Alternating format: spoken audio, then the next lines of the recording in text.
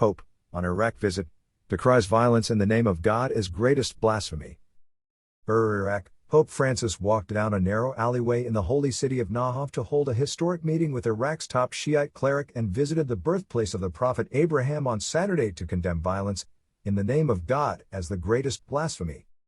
The interreligious events, one in a dusty, built-up city and the other on a desert plain 200 kilometers, 125 miles, away, reinforced the main theme of the Pope's risky trip to Iraq, that the country has suffered far too much, and the killing has often been sectarian. From this place, where faith was born, from the land of our father Abraham, let us affirm that God is merciful and that the greatest blasphemy is to profane his name by hating our brothers and sisters, Francis said at the ancient site of Ur where Abraham was born. With the desert wind blowing his white cassock, Francis, sitting with Muslim, Christian and Yazidi leaders, spoke within sight of the archaeological dig of the 4,000-year-old city that comprises a pyramid-style ziggurat, a residential complex, temples and palaces. Hours earlier in Najaf, Francis met Grand Ayatollah Ali al-Sistani, a visit that sent a strong signal for interreligious dialogue and coexistence. The U.S. invasion of 2003 plunged Iraq into years of sectarian conflict. Security has improved since the defeat of Islamic State in 2017, but Iraq continues to be a theater for global and regional score settling, especially a bitter U.S.-Iran rivalry that has played out on Iraqi soil. Sistani, 90, is one of the most influential figures in Shiite Islam, both within Iraq and beyond, and their meeting was the first between a pope and such a senior Shiite cleric. The meeting took place at the humble home Sistani has rented for decades, near the golden-domed Imam Ali Shrine in Najaf. Francis had to walk about 30 yards, along an alleyway to get to it after leaving his car. The Pope's visit to Iraq has been intensely blanketed in security, and the roads his convoy traveled along on Saturday were closed to other traffic.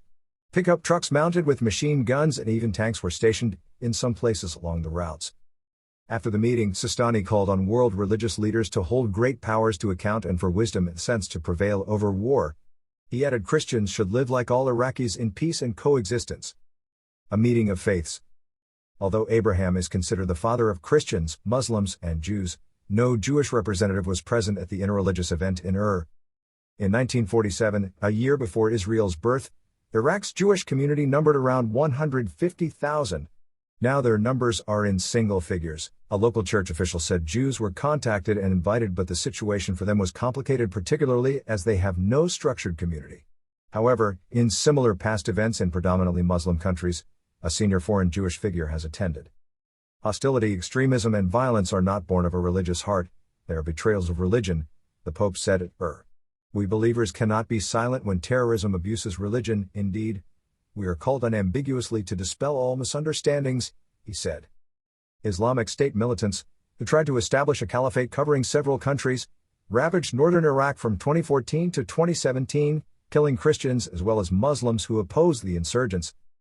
Iraq's Christian community, one of the oldest in the world, has been particularly devastated, falling to about 300,000 from about 1.5 million before the U.S. invasion and the brutal Islamist militant violence that followed.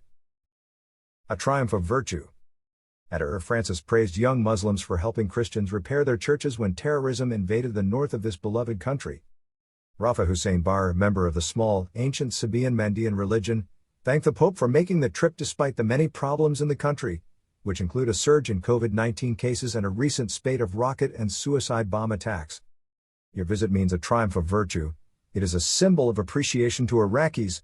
Blessed is he who uproots fear from souls. Later, in a homily at a Saturday evening service at Baghdad's Chaldean Cathedral of St. Joseph, Francis again paid tribute to those of our brothers and sisters who here too have suffered prejudice and indignities, mistreatment and persecutions for the name of Jesus.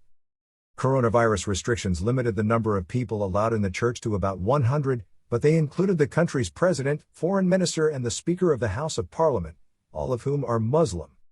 The Pope, whose visit to Iraq began on Friday, travels on Sunday north to Mosul, a former Islamic State stronghold, where churches and other buildings still bear the scars of conflict. Don't forget to comment below with your common sense and subscribe to your podcast. This helps bring the podcast to life and grow it. You can follow us on Instagram, Twitter, Facebook. We can't wait to continue this adventure with you. Support us on PayPal. Thank you very much and enjoy listening.